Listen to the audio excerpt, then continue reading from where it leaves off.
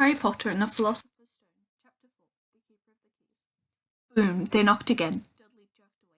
Where's the cannon? He said stupidly. There was a crash behind them and Uncle Vernon came skidding into the room. He was holding a rifle in his hands. Now they knew what had been the long, thin package he had brought with them. Who's there? He shouted. I warn you, I'm armed. There was a pause, then smash. The door was hit with such force it swung clean off its hinges with a deafening crash landed flat on the floor. A giant of a man was standing in the doorway. His face was almost completely hidden by a long shaggy mane and wild tangled beard, but you could make out his eyes, glinting like black beetles under all the hair. The giant squeezed his way into the hut, stooping so that his head just brushed the ceiling. He bent down, picked up the door, and fitted it easily back into its frame. The noise of the storm outside dropped a little. He turned to look at them all.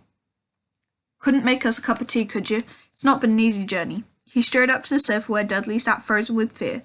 Budge up, you great lump, said the stranger. Dudley squeaked and ran to hide behind his mother, who was crouching terrified behind Uncle Vernon. Ah, then here's Harry, said the giant. Harry looked into the fierce, wild, shadowy face and saw that the beetle eyes were crinkled in a smile. Last time I saw you, you were only a baby, said the giant. You look a lot like your dad, but you've got your mum's eyes. Uncle Vernon made a funny, rasping noise. I demand you to leave at once, sir, he said. You're breaking and entering. Oh, shut up, Dursley, you great prune, said the giant. He reached over the back of the sofa and jerked the gun out of Uncle Vernon's hands, bent it into a knot as easily as if it had been made of rubber, then threw it into the corner of the room. Uncle Vernon made another funny noise, like a mouse being trodden on. Anyway, Harry, said the giant, turning his back on the Dursleys, very happy birthday to you. Got summit for you here. I might have sat on it at some point, but it'll taste all right. From an inside pocket of his black overcoat, he pulled a slightly squashed box. Harry opened it with trembling fingers. Inside was a large, sticky chocolate cake with Happy Birthday, Harry, written in green icing. Harry looked up at the giant and meant to say thank you, but his words got lost on the way to his mouth.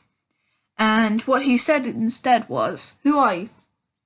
The giant chuckled. True, I haven't introduced myself. Rubeus Hagrid, Keeper of Keys and Grounds at Hogwarts.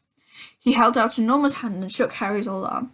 What about tea then, eh? He said, rubbing his hands together.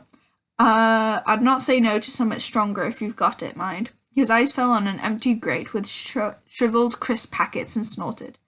He bent down over the fireplace. They couldn't see what he was doing, but then he drew back a second later. There was a roaring fire there. It filled the whole damp hut with flickering light, and Harry felt the warmth wash over him as though he sunk into a hot bath. The giant sat down on the sofa, which sagged under his weight, and began taking all sorts of things out of the pockets of his coat. A copper kettle, a squashy packet of sausages, a poker, a teapot, several chipped mugs, and a bottle of some amber liquid, which he took a swig for before starting to make some tea. Soon the hut was filled with the sound of sizzling sausages. Nobody said a thing while the giant was working, but as he slid the first 6 fat, juicy, slightly burned sausages from the poker, Dudley fidgeted a little. Uncle Vernon said sharply, Don't touch anything he gives you, Dudley. The giant chuckled darkly. You great pudding of a son don't need fattening any more, Dudley. Don't worry. He passed the sausages to Harry, who was so hungry he had never tasted anything so wonderful. He still couldn't take his eyes off the giant. Finally, as though nobody seemed about to explain anything, he said, I'm sorry, I still don't know who you are. The giant took a gulp of tea and wiped his mouth with the back of his hand. Call me Hagrid, he said. Everyone does. And, like I told you, I'm the Keeper of Keys at Hogwarts. You know all about Hogwarts, of course. No, said Harry. Hagrid looked shocked. Sorry, he said quickly. Sorry, barked Hagrid, and turning to stare at the Dursleys, who shrank back into the shadows. It's them who should be sorry. I knew you weren't getting letters, but I never thought you wouldn't know about Hogwarts. For crying out loud, did you never wonder why your parents learnt it all? All what? Asked Harry. All what? Hagrid thundered. Now wait just 1 second. He had leapt to his feet. In his anger, he seemed to fill the whole hut. The Dursleys was cowering against the wall. Do you mean to tell me, he growled at the Dursleys, that this boy knows nothing about anything? Harry thought this was going a bit far. He had been to school. After all, his marks weren't bad. I know some things, he said. I can, do maths and stuff. But Hagrid simply waved his wand and said, about our world, I mean your world, my world, your parents' world. What world? Hagrid looked as if he was about to explode. Dursley, he boomed. Uncle Vernon, who had gone very pale, whispered something that sounded like Mimble-Wimble. Hagrid stared wildly at Harry. But you must know about your mum and dad, he said. I mean, they're famous. You're famous. What? My mum and dad weren't famous, were they? You don't know. You don't know. Hagrid ran his fingers through his hair, fixing Harry with a bewildered stare. You don't know what you are, he said finally. Uncle Vernon suddenly found his voice. Stop, he commanded. Stop right there, sir. I forbid you to tell the boy anything. A braver man than Vernon Dudley would have quailed under the furious look Hagrid had now gave him. When Hagrid spoke, his every syllable trembled with rage. You never told him it was in the letter Dumbledore left for him. I was there. I saw Dumbledore leave it, Dudley, and you've kept it from him all these years. Kept what from me? Said Harry eagerly. Stop, I forbid you, yelled Uncle Vernon in panic. Aunt Petunia gave a gasp of horror. Go boil your heads, both of you, said Hagrid. Harry, you're a wizard. There was a silence inside the hut. Only the sea and the wind whistling could be heard. I'm a what? Gasped Harry. A wizard, of course, said Hagrid, sitting back down on the sofa, which groaned and sank even lower. And a thumping good un, I'd say, once you've been trained up a bit. With a mum and dad like yours, what else would you be? I reckon it's about time you read your letter. Harry stretched out his hand at last to take the yellowish envelope addressed in emerald green to Mr. H. Potter, the floor, hut on the rock, the sea. He pulled out the letter and it read, Hogwarts School of Witchcraft and Wizardry, Headmaster Albus Dumbledore, Order of Merlin, First Class, Grand Sork, Chief Warlock, Supreme Mungwup, International Confederate of Wizards. Dear Mr. Potter, we are pleased to inform you that you have a place at Hogwarts School of Witchcraft and Wizardry. Please find enclosed a list of all necessary books and equipment. The term begins on 1st September. We await your owl by no later than 31st July. Yours sincerely, Minerva McGonagall, Deputy Headmistress. Questions exploded inside Harry's head like fireworks, and he couldn't decide which to ask first. After a few minutes, he stammered. What does it mean by owl? Galloping gorgons. That reminds me, said Hagrid, clapping a hand to his forehead with enough force to knock over a cart horse. And from yet another pocket inside his overcoat, he pulled out an owl, a real-life, rather ruffled-looking owl, a long quill and roll of parchment. With his tongue between his teeth, he scribbled a note which Harry could read upside down. Dear Mr. Dumbledore, given Harry his letter, taking him to buy things tomorrow. Weather's horrible. Hope you're well. Hagrid. Hagrid rolled up the note, gave it to the owl, which clamped it in his beak and went to the door and threw the owl out into the storm. When he came back, he sat down as though this was normal, as talking on the telephone. Harry realised his mouth was open and closed it quickly. Where was I? Said Hagrid, but at that moment Uncle Vernon, still ashen-faced but looking very angry, moved into the firelight. He's not going, he said. Hagrid grunted. I'd like to see a great muggle like you stop him, he said. A what? Said Harry, interested. A muggle, said Hagrid. That's what we call non-magical folk like them. And it's your bad luck you grew up in a family of the biggest muggles I ever laid eyes on. We swore when we took him we'd put a stop to that rubbish, said Uncle Vernon. We swore it'd stamp him out of it. Wizard indeed. You knew I'm a wizard. Knew, screeched Aunt Petunia suddenly. Knew, of course we knew. How could you not be, my dratted sister being what she was? Oh, she got a letter just like that and disappeared off to that school and came home every holiday with her pockets full of frog spawn, turning teacups into rats. I was the only one who saw her for what she was, a freak. But for my mother and father, oh no, it was Lily this, Lily that. They were proud of having a witch in the family. She stopped to draw a deep breath and then went ranting on. It seems though she'd been wanting to say all this for years. Then she met that Potter at school and they left and got married and had you. Of course I knew you'd be just the same, just as strange, just as abnormal. And then, if you please, she went and got herself blown up and We got landed with you." Harry had gone very white. As soon as he found his voice, he said, "Blown up! You told me they died in a car crash." "Car crash!" roared Hagrid, jumping up so angrily that the Dursleys scuttled back to their corner. "How could a car crash kill James and Lily Potter?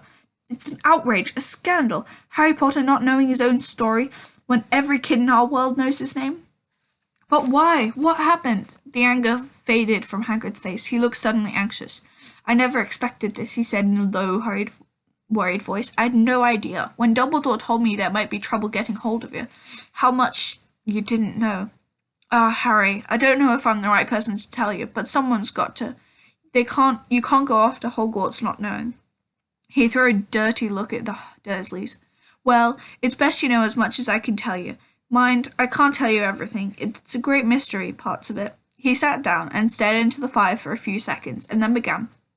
"It begins, I suppose, with a person called... But it's incredible you don't know his name. Everyone in our world knows." "Who?" "Well, I don't like saying the name if I can help it. No one does." "Why not?" "Gulp and gargoyles, Harry. People are still scared." "Blimey, this is difficult. See, there was a wizard who went bad as you could go, worse than worse. His name was..." Hagrid gulped, but no words came out. "Could you write it down?" Harry suggested. "Nah, can't spell it." "All right, Voldemort." Hagrid shuddered. "Don't make me say it again. Anyway, this wizard, about 20 years ago now, started looking for followers. Got them too. Some were afraid. Some wanted a bit of his power because he was getting himself power all right. Dark days, Harry. Didn't know who to trust. Didn't dare get friendly with strange wizards or witches. Terrible things happened. He was taking over. Of course, some stood up to him, and he killed them. Horribly. 'Cause of only safe places was left was Hogwarts. Reckon Dumbledore's the only one you know who was afraid of. Didn't dare try taking him to school. Not just then, anyway. Now, your mum and dad were as good witches as wizards as I ever knew. Head boy and girl at Hogwarts in their day. Suppose it's a mystery why you know who never tried to get them on his side before. Probably knew that they were too close to Dumbledore to want anything to do with the dark side. Maybe he thought he could persuade them. Maybe he just wanted them out of the way. All anyone knows is he turned up in the village where you was all living on Halloween 10 years ago. You were just a year old. He came to your house and Hagrid suddenly pulled out a very dirty spotted handkerchief, blew his nose with a sound like a foghorn. You know who killed him. And this is the real mystery of the thing. He tried to kill you too. Wanted to make a clean job of it, I suppose. Or maybe he just liked killing by then. But he couldn't do it. Never wondered how you got that mark on your forehead. That was no ordinary cut. That's what you get when a powerful evil curse touches you. Took care of your mum and dad, and your house even. But it didn't work on you. And that's why you're famous, Harry. No one ever lived after he decided to kill them. No one except you. And he killed some of the best witches and wizards of the age. The McKinnons, the Bones, the Prewitts. And you was only a baby, and you lived. Something was very painful was going on in Harry's mind. As Hagrid's story came to a close, he saw again the blinding flash of a green light, more clearly than he had ever remembered it before. And then he remembered something else. For the first time in his life, a high, cold, cruel laugh. Hagrid was watching him sadly. "Took you from the ruined house myself, on Dumbledore's orders. Brought you to this lot." "Load of old tosh," said Uncle Vernon. Harry jumped. He had almost forgotten that the Dursleys were there. Uncle Vernon certainly seemed to have got back his courage. He was glaring at Hagrid, his fists clenched. "Now you listen here, boy," he snarled. "I accept that there's something strange about you. Probably nothing a good beating wouldn't have cured. As for all this about your parents, well, they're weirdos, no denying it, and the world's better off without them, in my opinion. Asked for all they've got, getting mixed up with these wizarding types. Just what I expected. I always knew they'd come to a sticky end." But at that moment, Hagrid leapt from the sofa and drew a battered pink umbrella from his coat, pointing at Uncle Vernon like a sword. He said, "I'm warning you, Dursley. I'm warning you. One more word. In danger of being speared at the end of an umbrella by a bearded giant." Uncle Vernon's courage failed again. He flattened himself on the wall and fell silent. "That's better," breathed Hagrid heavily, and sitting down on the sofa, which this time sagged right down to the floor. Harry, meanwhile, still had questions to ask. Hundreds of them. What happened to you-know-who? Good question, Harry. Disappeared. Vanished. Same night he tried to kill you. Makes you even more famous. That's the biggest mystery, see? He was getting more and more powerful. Why'd he go? Some say he died. Codswallop, in my opinion. Dunno if he had enough human left in him to die. Some say he's still out there, biding in his time, but I don't believe him. People who's on his side came back to ours. Some of them came out of kind of trances. Don't reckon they could have if he was coming back. Most of us reckon he's still out there somewhere, but lost his powers. Too weak to carry on. 'Cause something about you finished him, Harry. There was something going on that night that he hadn't counted on. I don't know what it was. No one does. But something about you stumped him, all right. Hagrid looked at Harry with warmth and respect blazing in his eyes. But Harry, instead of feeling pleased and proud, felt quite sure that there had been a horrible mistake. A wizard, him. How could he possibly be? He'd spent his life being clouted by Dudley and bullied by Aunt Petunia and Uncle Vernon. If he was really a wizard, why hadn't he been turned into warty toads every time they tried to lock him in his cupboard? If he'd once defeated the greatest sorcerer in the world, how come Dudley had always been able to kick him around like a football? Hagrid, he said quietly, I think you must have made a mistake. I don't think I can be a wizard. To his surprise, Hagrid chuckled. Not a wizard? Never made things happen when you were scared or angry. Harry looked into the fire. Now he came to think about it. Every odd thing that had ever made his uncle furious with him had happened when he, Harry, had been upset or angry. Chased by Dudley's gang, he'd somehow find himself out of their reach. Dreading going to school with that ridiculous haircut, he'd managed to make it grow back. And the very last time Dudley had hit him, hadn't he got his revenge without realizing what he was doing it? Hadn't he set a boa constrictor on him? Harry looked back at Hagrid, smiling. He saw that Hagrid was positively beaming at him. See, said Hagrid. Harry Potter, not a wizard. You'll wait, you'll be famous at Hogwarts. But Uncle Vernon wasn't going to give in without a fight. Haven't I told you he's not going? He hissed, going to Stonewall High. He's going to Stonewall High and he'll be grateful for it. I've read those letters and he needs all sorts of rubbish. Spell books and wands, and if he wants to go, a great muggle like you wouldn't stop him. Growled Hagrid. Stop Lillian James Potter's son going to Hogwarts? You mad. His name's been down ever since he was born. He's off to the finest school of witchcraft and wizardry in the world. 7 years there and he won't know himself. He'll be with the youngsters of his own sort, for a change, and he'll be under the greatest headmaster ever had, Albus Dumbledore. I'm not playing for some crackpot old fool to teach him magic tricks, yelled Uncle Vernon. But he had finally gone too far. Hagrid seized his umbrella and whirled it over his head. Never, he thundered. Insult Albus Dumbledore in front of me. He brought his umbrella swishing down through the air to point at Dudley. There was a flash of violet light, a sound like a firecracker, a sharp squeal, and next second Dudley was dancing on the spot, his hands clasped over his fat bottom, howling in pain. When he turned his back on them, Harry saw Curly Pig's tail poking through a hole in his trousers. Uncle Vernon roared, pulling Aunt Petunia and Dudley into the other room. He cast one terrified look at Hagrid and slammed the door behind them. Hagrid looked down at his umbrella and stroked his beard. Shouldn't lost me temper, he said ruefully, but it didn't work anyway. Meant to turn him into a pig, but I suppose he was so much like a pig anyway, there wasn't much left to do. He cast a sideways look at Harry under his bushy eyebrows. But I'm grateful if you didn't mention that to anyone at Hogwarts, he said. I'm not supposed to do magic, strictly speaking. I wasn't allowed to do a bit to follow you and to get your letters and other stuff. One of the reasons I was so keen to take the job. Why aren't you supposed to do magic? Asked Harry. Oh, well, I was in Hogwarts myself, but I got expelled, to tell you the truth, in my 3rd year. They snapped me wand in half and everything, but Dumbledore let me stay on as gamekeeper. Great man, Dumbledore. Why were you expelled? It's getting late and we've got lots to do tomorrow, said Hagrid loudly. Got to get up to town, get all your books and that. He took off his thick black coat and threw it to Harry. "You can kip under that," he said. "Don't mind if it wriggles a bit. I think I still got a couple dormice in one of the